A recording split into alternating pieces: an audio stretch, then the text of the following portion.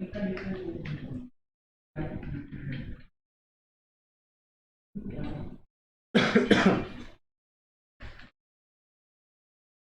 everyone, my name is Narendra Kumar and I welcome you all at the Chandigarh Career Group. So guys, what we are going to today, we are going to cover the 24th of April current affair, okay? तो जैसा कि आपको पता है कि हम जो है करंट अफेयर में जो है क्या क्या सेगमेंट्स को कवर करते हैं, इसमें जो है आज हम कोशिश करेंगे कि जो हमारे इंपॉर्टेंट डेज और इवेंट हैं जो भी होंगे हम देखने की कोशिश करेंगे। अवार्ड्स हो गए, ऑनर्स हो गए, प्लेसेस हो गए, पर्सनल न्यूज़ हो गए, ये भी हम कवर करने की कोशिश करेंगे। जो हमारे नेशनल कुछ इंपॉर्टेंट इवेंट्स हैं जिनकी रेलिवेंस हमारे एग्जाम के लिए है, ये भी हम जानने की कोशिश करेंगे। इंटरनेशनल इवेंट्स को भी हम देखने की कोशिश करेंगे। साथ में जो स्पोर्ट्स के करंट अफेयर होंगे वो भी हम जानेंगे। रिपोर्ट्स और इंडेसिस जो भी आपके न्यूज़ में चल रहे हैं उनको हम कहीं ना कहीं जानने की कोशिश करेंगे along with the defence current affair. Government scheme जो भी न्यूज़ में चल रही होगी उसको हम जानने की कोशिश करेंगे। Polity, environment, summit and conferences and economy के जो भी करंट अफेयर होंगे हम ये सारा का सारा देखेंगे। तो बेसिकली जो वीडियो कंटेंट जो रहेगा ये सारा का सारा रहेगा। अब जरूरी नहीं है कि यहाँ पे जो है 12 कैटेगरी है तो आपको हर कैटेगरी में से जो है डेली कोई ना कोई करंट अफेयर देखने को मिलेगा। समटाइम आपको एक कैटेगरी में 2 या 3 करंट अफेयर देखने को मिल जाएंगे और समटाइम ऐसा होगा कि आपको उस कैटेगरी में एक भी दिन का करंट अफेयर नहीं देखने को मिलेगा। लेकिन हमने क्या किया है, हमने इन 12 सेगमेंट्स में अपने करंट अफेयर को डिवाइड किया है और इन्हीं में हम सारे सारे करंट अफेयर को कॉम्प्रिहेंसिव वे में कवर करने की कोशिश करेंगे कि ताकि एग्जाम में कोई भी क्वेश्चन आए, आपका कोई भी क्वेश्चन छूटे ना। लेकिन उसके लिए जो इंपॉर्टेंट फेज होता है वो है रिवीजन। और आई होप सो कि आपने कल की वीडियो देखी होगी और यदि आपने कल की वीडियो देखी होगी तो जो क्वेश्चन अभी मैं पूछूंगा आप इजीली उसको क्या कर सकते हो, आंसर कर सकते हो।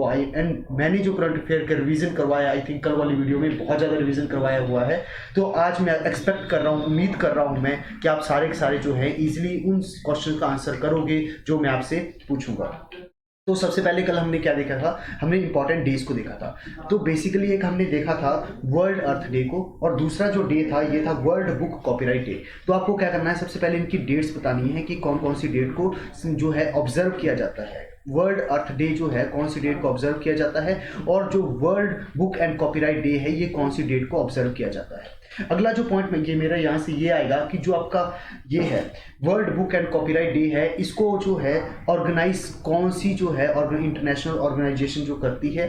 ओके, उस ऑर्गेनाइजेशन का आपको नाम लिखना है एंड आई होप सो अभी तक आपने नाम लिख दिया होगा। आपको क्या करना है, वीडियो को पॉज कर लेना है और कमेंट बॉक्स में क्या करना है, अपने जो आंसर्स होंगे वहां पे टाइप करने हैं। बिकॉज आपके नोट्स ऑलरेडी बन चुके हैं कल वाली वीडियो के, तो अब आपको क्या करना है, नोट्स पे फिर से नहीं लिखना है, आपको टाइप करना है। जितना ज़्यादा आप टाइप करोगे उतना ज़्यादा कहीं ना कहीं क्या होगा, आपको चीज़ें याद होंगी। उसके बाद आपको ये बताना है कि ये जो यूनेस्को है इसको फाउंड कब किया गया था, इसका जो है हेडक्वार्टर कहाँ पे है, और जो है आपको ये बताना है इसके जो हेड को हम बोलते क्या हैं, और आज की डेट में जो हेड ऑफ द यूनेस्को है ये है कौन। और अगला पॉइंट आपको ये बताना है कि यूनेस्को की फुल फॉर्म है क्या। यदि आपने इतना सारा बता दिया इट मीन्स कहीं ना कहीं आपका जो है पकड़ इन टॉपिक्स के ऊपर बहुत अच्छी हो चुकी है। उसी के साथ आपको ये बताना है कि इसमें जो है आपको टोटल कितने मेंबर देखने को मिलेंगे।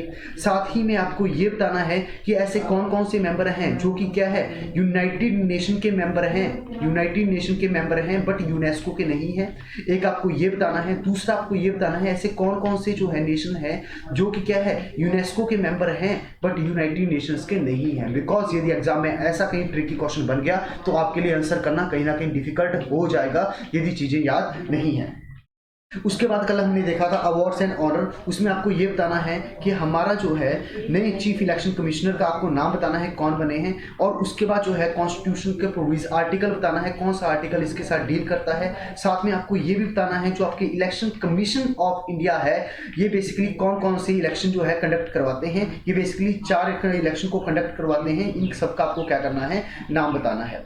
फोर्थ जो है आपको क्वेश्चन ये बताना है कि आपके जो स्टेट इलेक्शन कमीशन होते हैं इनको अपॉइंट कौन करता है और चीफ इलेक्शन कमीशन को अपॉइंट कौन करता है। साथ में आपको ये भी बताना है जो मेंबर ऑफ द यूपीएससी होते हैं उनको कौन अपॉइंट करता है, और जो member of the state public service commission है ये इनको अपॉइंट कौन करता है। ये सारे के सारे यदि पॉइंट आपको अच्छे से याद है तो कहीं ना कहीं जो है आपका revision up to the mark है और तभी मार्क्स क्या होंगे आपके एग्जाम में इजिली आएंगे। उसके बाद अगला पॉइंट मेरे को ये बताने की तुम कोशिश करना कि जो बेसिकली आपका चीफ इलेक्शन एडिशनल कमिश्नर होता है, इसकी जो पोजीशन होती है इक्विवेलेंट टू किसके होती है, आपको ये बताना है। It is something related to judiciary. Hint दे रहा हूँ, इजीली इसका आंसर कर देना। उसके बाद आपको ये बताना है कि रिसेंटली जो है एशियन चैंपियनशिप हुई है, उसमें जो है गोल्ड मेडल जीता किसने है, आपको ये पॉइंट बताना है। साथ में आपको मोस्ट इंपॉर्टेंट कि वर्ल्ड प्रेस फ्रीडम इंडेक्स होता है, इसमें इंडिया का रैंक है क्या, इसको जो है पब्लिश कौन करता है। साथ में आपको ये बताना है कि इसमें जो है नंबर 1 पे कौन है, सबसे लास्ट में कौन पे है, और उसके बाद जो है टोटल कितनी कंट्रीज के लिए पब्लिश किया जाता है। और साथ ही में आपको ये बताना है कि इसमें इंडिया का रैंक क्या है, और इंडिया का यदि रैंक 2021 में जो है क्या ये सेम है 2020 के या नहीं, बस आपको ये बताना है। ओके, उसके बाद आपको ये बताना है कि ये जो खंजर एक्सरसाइज होती है ये कौन कौन सी जो है कंट्रीज के बीच में होती है। अगला पॉइंट आपको ये भी बता देना है साथ ही में कि ये बेसिकली क्या है, नेवल एक्सरसाइज है या एयरफोर्स की एक्सरसाइज है या फिर जो है आपकी ये मिलिट्री की एक्सरसाइज है। उसके बाद आपको ये बताना है जनगणना जो आपकी स्कीम है, जनगणना विद्या दीवाना स्कीम, ये बेसिकली कौन सी स्टेट की है, बस आपको इतना बताना है, इससे ज़्यादा नहीं बताना है। ओके, यदि आपने ये सारे के सारे पॉइंट, ये सारे के सारे क्वेश्चन यदि आपने आंसर कर लिए, इसका मतलब आपकी करंट अफेयर जो कल का हुआ था 23 अप्रैल का, उसके ऊपर आपकी एक बहुत ही जो है सॉलिडेट कमांड है, और यहाँ से यदि कोई क्वेश्चन बन रहा है तो आप इजीली क्या कर सकते हो, उसको आंसर कर सकते हो, इसमें कोई दिक्कत नहीं आनी चाहिए। ओके, सो ये हो गया हमारा रिवीजन फेज। हम ऐसे ही करेंगे कि जो है जो आपके स्टार्टिंग के 5 मिनट होंगे उसमें हम रिवाइज करेंगे चीज़ें, भले चीज़ें हमारी थोड़ी कम हो, वैसे तो मैं गारंटी दे रहा हूँ कि कोई भी चीज़ कम नहीं होगी, लेकिन भले चीज़ें थोड़ी कम भी होगी, लेकिन याद होना बहुत जरूरी है कि यदि जो आपने पढ़ा है वहां से क्वेश्चन क्या होना चाहिए, आपका कभी भी गलत नहीं होना चाहिए। ओके, तो इसी के साथ जो है हम आज के करंट अफेयर को स्टार्ट करते हैं। तो सबसे पहले हम क्या देखेंगे, इंपॉर्टेंट डेज एंड इवेंट। आज की डेट में जो है, आज आपको कौन सा इंपॉर्टेंट डे जो है देखने को मिलेगा, ये हम जानने की कोशिश करेंगे। ओके, तो सबसे पहले जो है आपको क्या देखने को मिलेगा, नेशनल पंचायती राज डे। अब ये जो नेशनल पंचायती राज डे होता है, इसको ऑब्जर्व किया जाता है कौन सी डेट को, 24 अप्रैल को। ओके, कौन सी डेट है, 24 अप्रैल को हम कौन सा डे ऑब्जर्व करेंगे, हम करेंगे नेशनल पंचायती राज डे। अब आपको ये पता होना चाहिए कि 23 अप्रैल को हम कौन सा डे सेलिब्रेट करते हैं, आपको ये पता होना चाहिए 22 अप्रैल को हम कौन सा डे सेलिब्रेट करते हैं। आई होप अभी तक आपको पता चल चुका होगा। अब ये बेसिकली हम नेशनल पंचायती राज डे जो है ये सेलिब्रेट तो करते हैं 24 अप्रैल से, लेकिन हमने इसको सेलिब्रेट फर्स्ट टाइम कब किया था या कब से हमने इसको जो है सेलिब्रेट करना स्टार्ट किया था। तो बेसिकली जो है ईयर 2010 में जब आपकी क्या थी, मनमोहन सिंह गवर्नमेंट थी पिक्चर में, उन्होंने क्या किया था, उन्होंने डिक्लेयर किया था कि हम क्या करेंगे, 24 अप्रैल को हम सेलिब्रेट करेंगे as a national Panchayati Raj day. अब उन्होंने 24 अप्रैल को ही क्यों चूज किया, क्योंकि इस दिन क्या हुआ था कि हमारा जो 73rd कॉन्स्टिट्यूशन अमेंडमेंट एक्ट आया था 1992, इसमें क्या किया गया था, जो हमारे पंचायत से इनको कॉन्स्टिट्यूशनल स्टेटस दे दिया गया था, और इस जो एक्ट को क्या किया था, इन्फोर्स किया गया था ऑन द 24 अप्रैल को। That's why we used to observe 24 April as the national Panchayati Raj day. I hope आपको यहां तक आपको अच्छे से समझ में आ गया होगा। अब इसके बाद जो है क्या करती है, जो सेंट्रल गवर्नमेंट है, इन्होंने एक नया ट्रेडिशन चलाया हुआ है कि हम क्या करेंगे, पंचायत को 24 अप्रैल को कुछ अवार्ड्स देंगे। आपको किसको क्या अवार्ड मिला है ये आपको जानना नहीं है, आपको बस ये पता होना चाहिए अवार्ड कौन कौन से हैं और किसके साथ एसोसिएट है, कि ताकि यदि एग्जाम में क्वेश्चन ऐसा कुछ बन रहा है तो आप इजीली उसको क्या कर पाओ, टैकल कर पाओ।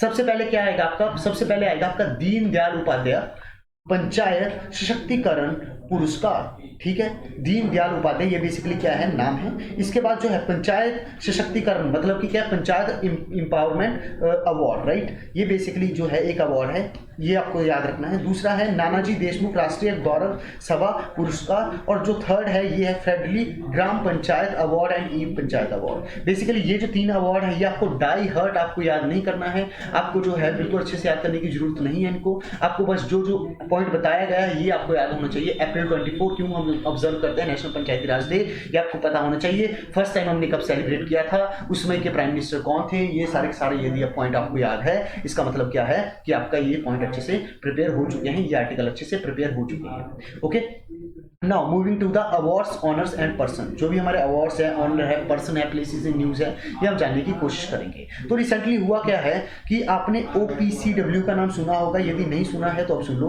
बेसिकली क्या है, organisation for the prohibition of the chemical weapons. जो हमारे केमिकल वेपन्स हैं, इनकी प्रोहिबिशन के लिए, इनको प्रोहिबिट करने के लिए, इनको रोकने के लिए क्या किया गया है, इंटरनेशनल पे एक ऑर्गेनाइजेशन है जिसको हम क्या कहते हैं, OPCW, organisation for the prohibition of the chemical weapon. अब इसका जो एक पोस्ट होती है इसमें, जिसको हम क्या कहते हैं, एक्सटर्नल ऑडिटर कहते हैं। अब ये जो एक्सटर्नल ऑडिटर की पोस्ट है, यहाँ पे ऐसा फर्स्ट टाइम हुआ है कि कोई इंडियन गए हैं। इनका नाम क्या है, GC मुर्मू। इनका नाम क्या है, GC मुर्मू। अब यदि हम GC मुर्मू की बात करते हैं तो ये बेसिकली क्या है, करंटली ये ऑडिटर जनरल ऑफ इंडिया है। क्या है ये, ऑडिटर जनरल ऑफ इंडिया है। तो बेसिकली ये आपको क्या करना है, याद रखना है, जिसको हम क्या कहते हैं, जो है हम समटाइम कैग भी कहते हैं। ओके, तो हमारे क्या कौन है, GC मुर्मू है, और ये बेसिकली क्या बन गए हैं, एक्सटर्नल ऑडिटर बन गया है। कहां पे, OPCW में। अब आपको जो है OPCW के बारे में थोड़ा बहुत पता होना चाहिए कि OPCW है, ये बेसिकली स्टैब्लिश कब किया गया था, 1997 में। और 1997 में ही आपका जो है एक और इंटरनेशनल ऑर्गेनाइजेशन जो है स्टैब्लिश की गई थी, जिसका नाम था बिम्स्टेक। आपको ये पॉइंट याद रखना है, बिम्स्टेक को हमने क्या किया था, इस दिन स्टैब्लिश किया था। अब जो है OPCW की दिन बात करते हैं तो ईयर कौन सा है, 1997। अब मुझे एक और ऑर्गेनाइजेशन की यहाँ पे याद आनी चाहिए, वो है यूनेस्को। यदि मैं यूनेस्को की बात करता हूं तो इसको स्टैब्लिश कब किया गया था, 16 नवंबर 1945। ओके, अब उसके बाद जो है दूसरा पॉइंट यहाँ पे ये आएगा कि OPCW का हेडक्वार्टर कहाँ पे, हेडक्वार्टर है यहाँ पे हेग में। हेग कहाँ पे आपको, नीदरलैंड में देखने को मिलेगा। नीदरलैंड बेसिकली क्या है, यूरोपियन कंट्री है, ये आप सबको पता होगा। लेकिन अब यहाँ से क्वेश्चन ये बनेगा कि यूनेस्को का जो है आपको हेडक्वार्टर कहाँ पे देखने को मिलेगा। दूसरा पॉइंट आपको ये बताना है। तो थर्ड इसका पॉइंट ये है, क्या इसका इंडिया मेंबर है, यस। यदि आपसे पूछा जाता है OPCW के बारे में, और बहुत अच्छा एक MCQ बन जाएगा यहाँ पे स्टेटमेंट वाइज, तो आपको पता होना चाहिए कि बेसिकली आपका क्या है कि India is a member of the organisation for the prohibition of chemical weapons. Okay, I hope यहां तक आपको अच्छे से समझ में आ गया होगा।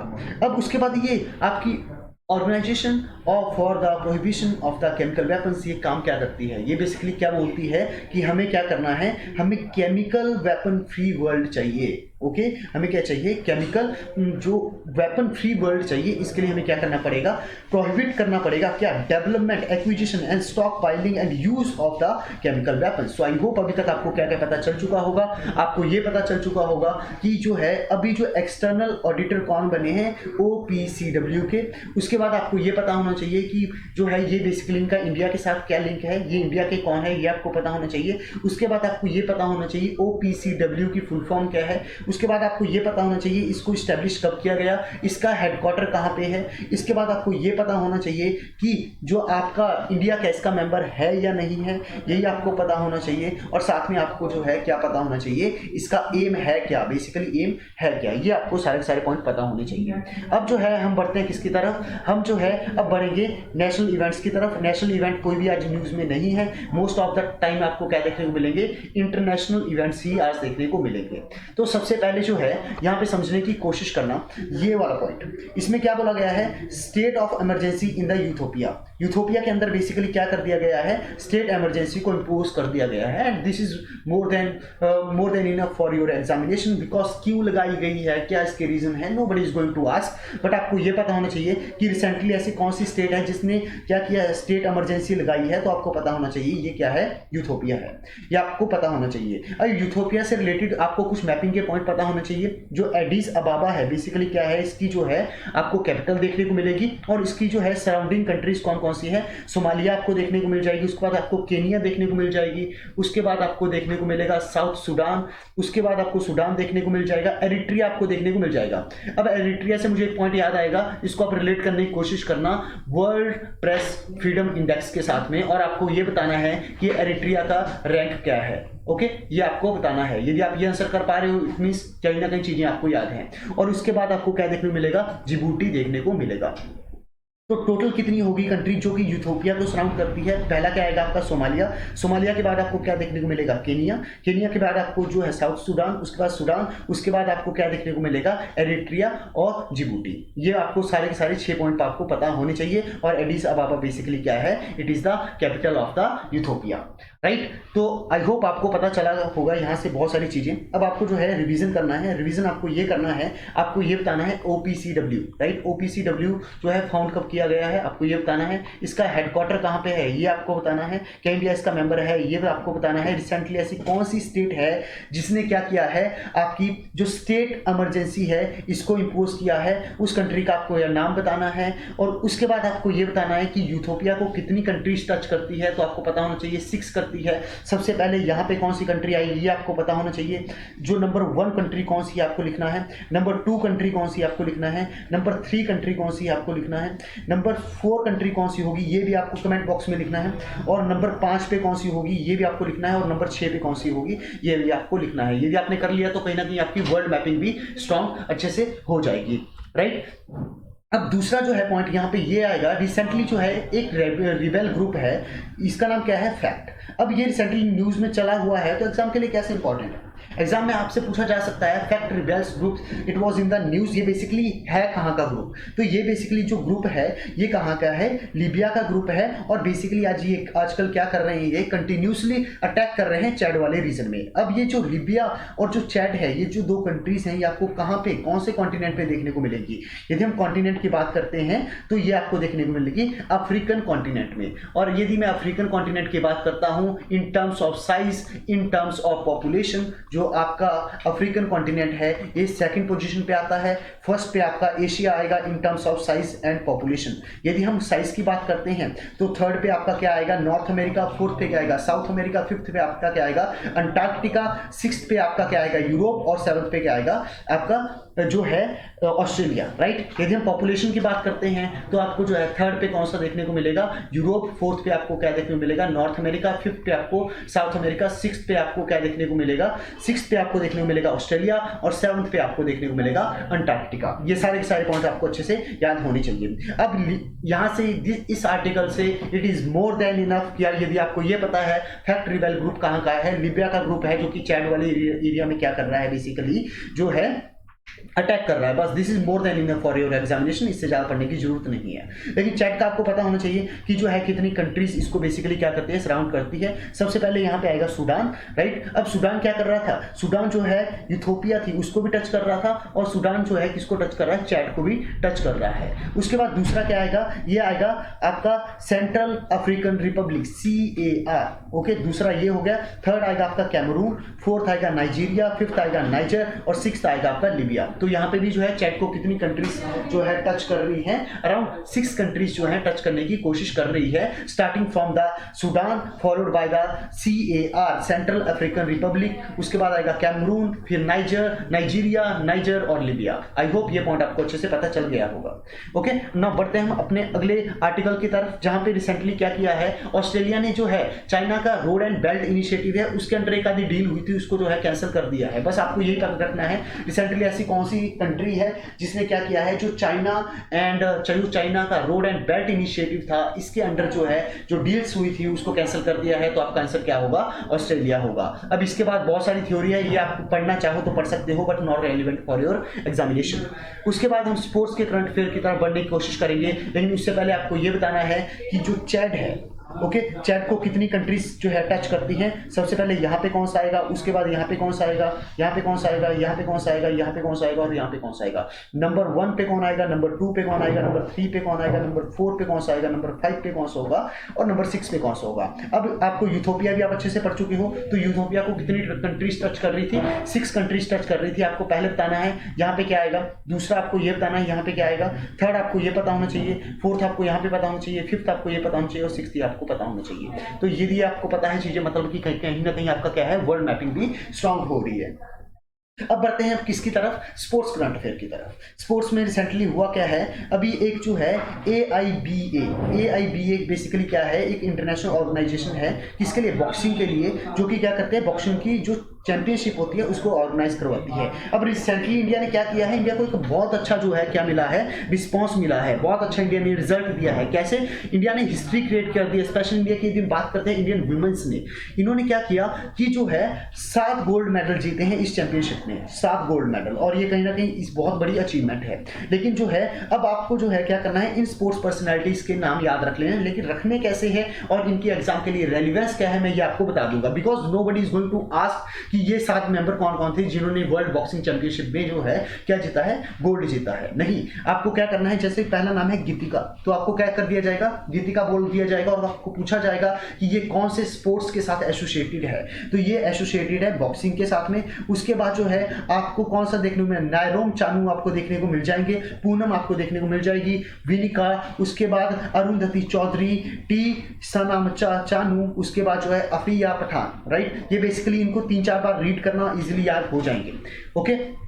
उसके बाद जो है यहाँ पे हम क्या करेंगे, AIBA के बारे में जानने की कोशिश करेंगे, जिसकी फुल फॉर्म क्या है, इंटरनेशनल बॉक्सिंग एसोसिएशन, राइट। इसका जो है हेडक्वार्टर कहाँ पे देखने को मिलेगा, लोज़ैन में देखने को मिलेगा। तो मेरे को जल्दी से ये बताओ, लोज़ैन में यदि AIBA का हेडक्वार्टर है तो मेरे को आपको ये बताना है कि यूनेस्को का हेडक्वार्टर आपको कहाँ पे देखने को मिल जाएगा, और उसके बाद OPCW का हेडक्वार्टर आपको कहाँ पे देखने को मिलेगा। आपको ये पॉइंट सारे क्या बताने हैं, याद करने हैं। उसके बाद जो है इनका जो है फाउंड कब किया गया है, लोज़ैन बेसिकली है कहाँ पे, ये स्विट्जरलैंड में आपको देखने को मिलेगा।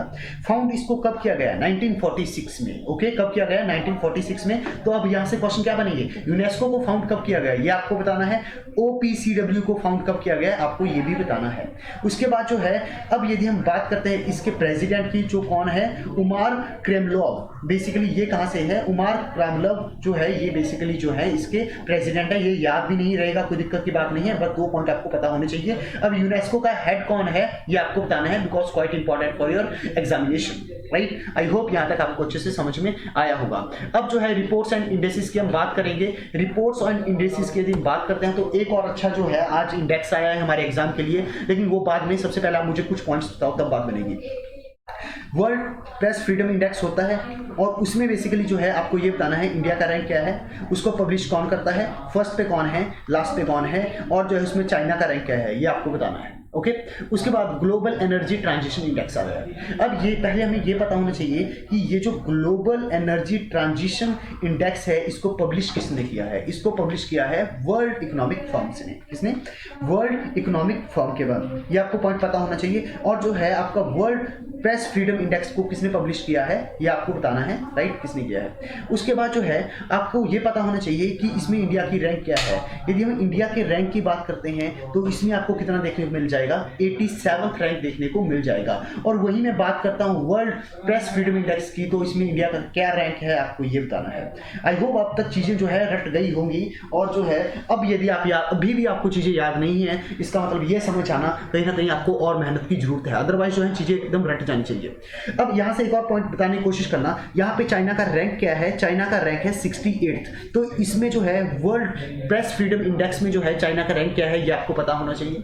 उसके बाद यदि हम बात करते हैं यहाँ पे फर्स्ट रैंक किसका है, स्वीडन का है। फर्स्ट किसका है, स्वीडन का है। दूसरे पे आपको क्या देखने को मिल जाएगा, दूसरे में आपको देखने को मिल जाएगा नॉर्वे, और थर्ड पे आपको क्या देखने को मिलेगा, डेनमार्क। लेकिन अब आपको ये बताना है वर्ल्ड जो आपका प्रेस फ्रीडम इंडेक्स है इसमें जो है रैंक 1 किसका है ये आपको बताना है, ओके। तो अभी तक हमें क्या क्या पता चल चुका है कि ग्लोबल एनर्जी ट्रांजिशन इंडेक्स होता है, ग्लोबल एनर्जी ट्रांजिशन इंडेक्स, इसको पब्लिश कौन करता है, वर्ल्ड इकोनॉमिक फर्म करता है। इसमें इंडिया का रैंक कितना है, इंडिया का रैंक है 87, और आप उल्टा करोगे 78 से, सॉरी यहाँ पे जो है आपको क्या देखने को मिलेगा, 68 जो रैंक होगा ये किसका होगा, चाइना का होगा। और फर्स्ट पे कौन आएगा, फर्स्ट पे आएगा स्वीडन। फर्स्ट पे कौन सा होगा, स्वीडन। और जो है यही सारे इंपॉर्टेंट पॉइंट है। अब यहाँ से जो है थोड़ा और आगे एक स्टेप आगे समझने की कोशिश करेंगे।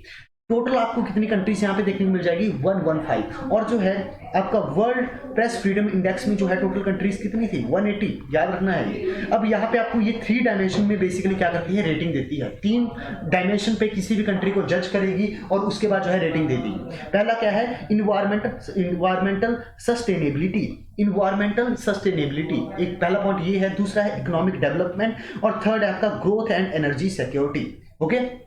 पहला कौन सा है, इन्वायरमेंटल सस्टेनेबिलिटी, दूसरा कौन सा है, दूसरा है इकोनॉमिक डेवलपमेंट, और थर्ड आपको क्या देखने को मिलेगा, ग्रोथ एंड एनर्जी सिक्योरिटी कहीं ना कहीं आपको देखने को मिलेगी। सो ये 3 पॉइंट क्या करने हैं, आपको बहुत अच्छे से याद रखने हैं। ओके, सो अभी हम बात करेंगे किसके बारे में, वर्ल्ड इकोनॉमिक फर्म के बारे में। अब हम किसके बारे में बात करेंगे, वर्ल्ड इकोनॉमिक फर्म के बारे में।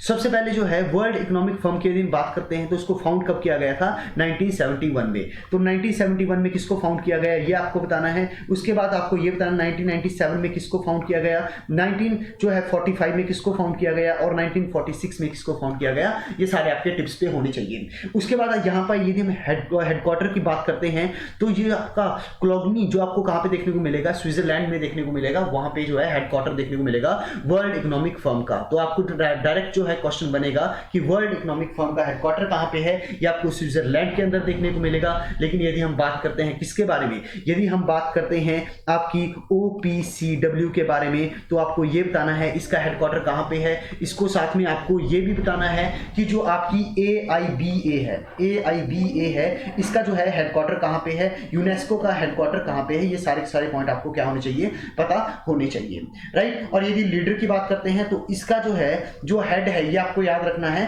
Claus Schwab. बेसिकली कौन है मेन लीडर, क्लॉस श्वाब जो है इसके मेन लीडर है। ये सारे के सारे पॉइंट आपको पता होनी चाहिए। आई होप आपने अच्छे से रिवीजन किया होगा। 3-4 बार आप जब आप चीजें देखोगे और जो है रिवीजन करोगे, ये सारी सारी चीजें आपकी एकदम टिप्स पे होगी। और यदि आप यहाँ पे टाइम इन्वेस्ट कर रहे हो, इसका मतलब ये है कि आपको चीजें यहाँ से याद करके जानी है। ओके, अब याद तभी होंगी जब आप फुली कमिटेड होंगे, सब कुछ भूल के जो है ये वीडियो देख रहे होंगे। यदि आप फॉर्मेलिटी के लिए देख रहे हो then it will be very difficult to remember the things. और एक बार यदि आपको याद हो गई तो कहीं ना कहीं आपका एग्जाम आपको बहुत ईजी लगना स्टार्ट हो जाएगा। ओके, उसके बाद हम आगे बढ़ने की कोशिश करेंगे। लेकिन आई होप यहाँ तक आपको पता चल चुका होगा आपको क्या याद रखना है, 1971 याद रखना है। उसके बाद क्लास स्वाप को आपको याद रखना है, स्विट्जरलैंड हेडक्वार्टर है ये आपको पता होना चाहिए, बस मोर than enough for your examination. और ग्लोबल एनर्जी ट्रांजिशन इंडेक्स को कौन पब्लिश करता है, वर्ल्ड इकोनॉमिक फर्म करता है। इंडिया का रैंक क्या है, ये सारे पॉइंट पता होने चाहिए। और उसके बाद जो AIB के बारे में पता होना चाहिए। ये सारे पॉइंट कहीं ना कहीं आपके एग्जाम के लिए इंपॉर्टेंट है। ओके, अब जो है अगला पॉइंट, अगला जो है हमें क्या देखने को मिलेगा, एक और रिपोर्ट निकली है जिसका नाम है क्या है, ग्लोबल एनर्जी रिपोर्ट। अभी तक हमने पहले क्या देखा है, ग्लोबल एनर्जी ट्रांजिशन इंडेक्स। लेकिन अभी जो है दूसरा पॉइंट क्या है यहाँ पे, ग्लोबल एनर्जी रिव्यू।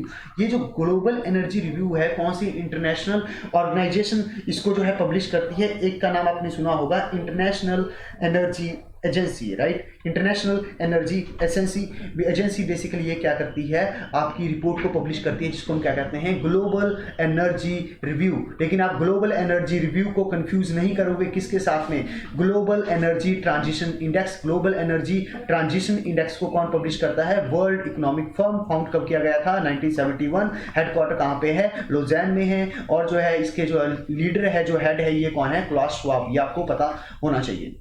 ओके, अब बेसिकली इन्होंने क्या किया है, यही आपसे सिर्फ क्वेश्चन पूछा जाएगा और आपसे कोई पूछने वाला नहीं है इसमें इंडिया का रैंक क्या है, ये कोई नहीं पूछने वाला, बिकॉज ये इस तरीके से रैंकिंग करता भी नहीं है। अब आपको लेकिन ये पता होना चाहिए, इंटरनेशनल एनर्जी एजेंसी की यदि हम बात करते हैं तो इसको फाउंड कब किया गया था, 1974 में। अब आपके पास डेट कौन कौन सी है, 1974 में क्या फाउंड हुआ था ये आपको पता होना चाहिए, 1971 में क्या फाउंड किया है ये पता होना चाहिए, 1946 में क्या फाउंड हुआ है ये आपको पता होना चाहिए, 1945 में क्या फाउंड हुआ है ये आपको पता होना चाहिए, 1997 में क्या फाउंड हुआ है ये आपको पता होना चाहिए। यदि आपको सब कुछ सारी चीजें रिकॉल हो रही है तो माय डियर फ्रेंड कहीं ना कहीं आपकी जो है चीजें बहुत ट्रैक के ऊपर हैं और ऐसी चीजें भूलती नहीं है, बार बार रिवीजन करना पड़ता है तब जाके जो है जीके कहीं ना कहीं स्ट्रांग होती है, राइट।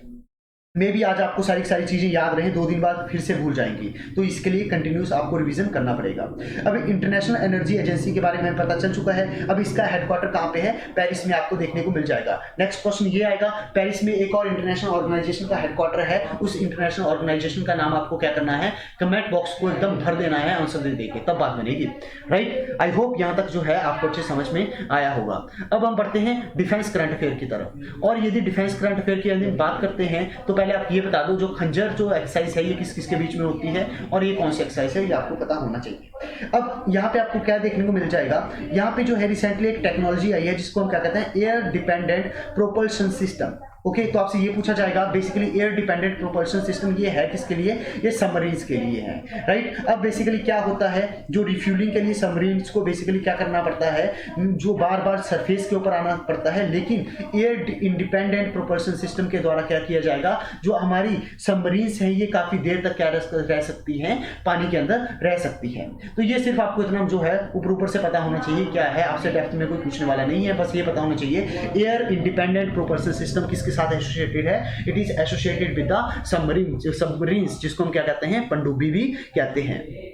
उसके बाद गवर्नमेंट स्कीम्स, ओके, तो गवर्नमेंट स्कीम में बेसिकली जो है आज की न्यूज है वो है आपके पीएम गरीब कल्याण योजना, प्रधानमंत्री गरीब कल्याण योजना। ये बेसिकली जो है कब इसको फाउंड किया गया था, मार्च 2020 में जो है इसको जो है लॉन्च किया गया था, राइट। इसके द्वारा क्या किया गया था कि जो है 90 डेज का इंश्योरेंस कवर दिया जाएगा, right, up to the 50 lakh जो आपके हेल्थ वर्कर्स हैं। ये आपको थोड़ा बहुत पता होना चाहिए क्योंकि कोविड की वजह से ये वाली स्कीम जो है लॉन्च कर दी गई थी, इसमें कुछ इतना याद करने वाला नहीं है। लेकिन एक जो स्कीम है जो आपको याद रखनी है वो है आपकी प्रधानमंत्री गरीब कल्याण रोजगार अभियान। इसमें क्या किया गया था, इसमें जो है ये बेसिकली रूरल जो लोग थे, जो हमारे ग्रामीण लोग थे, इनके लिए ये स्कीम थी। और वहां पे बेसिकली क्या किया जाएगा कि हम जो है आपको गारंटीड, ठीक है, आपको क्या करेंगे, जो है आपको वर्क प्रोवाइड करवाएंगे इस स्कीम के द्वारा। तो ये आपको पता होना चाहिए। और इसको लॉन्च कहाँ किया गया था, जो आपका तेलिहार जो है प्लेस है, किसमें, कागरिया डिस्ट्रिक्ट, जो कि आपको बिहार के अंदर देखने को मिलेगा, वहां से बेसिकली लॉन्च किया गया था। तो आपको ये पता होना चाहिए। इसमें जो आपको जो है काम मिलेगा 125 दिनों के लिए, और इसके लिए जो है सेंट्रल गवर्नमेंट ने अराउंड 50,000 करोड़ जो है फंड एलोकेट किया था, राइट। ये सारे पॉइंट आपको याद रखने हैं, ज्यादा इंपॉर्टेंट नहीं है एग्जाम के लिए, लेकिन पता होना चाहिए। पॉलिटी का हमारे पास आज कोई करंट अफेयर नहीं है, इन्वायरमेंट का कोई करंट अफेयर नहीं है, साइंस एंड टेक के हमारे पास बहुत अच्छे करंट अफेयर हैं जो आपको पता होने चाहिए। सबसे पहले आपको ये पता होना चाहिए ये कोविड ऐप जो है ये है क्या। जो कोविड ऐप है ये बेसिकली क्या है, एक डायग्नोस्टिक टेक्नोलॉजी है, क्या करने के लिए, कोविड-19 वायरस को डिटेक्ट करने के लिए। तो आपको ये यहां से ये नहीं पूछेगा कोई नहीं कि कोविड ऐप है क्या, या तो आपसे ये पूछा जाएगा कि कोविड ऐप जो टेक्नोलॉजी है इसको डेवलप किसने किया है। यहां से अच्छे से क्वेश्चन बन जाएंगे, जैसे आईआईटी बॉम्बे हो गया, आईआईटी खड़गपुर हो गया, आईआईटी कानपुर हो गया, ऐसे आपको ऑप्शन बहुत सारे दे दिए जाएंगे। लेकिन जो है राइट आंसर इसका क्या है, आईआईटी खड़गपुर। आईआईटी खड़गपुर ने क्या किया है, कोविड ऐप को, टेक्नोलॉजी को जो क्या डेवलप किया है। मोर than enough for your examination, इतना ही जानना है, ज्यादा जानने की जरूरत नहीं है।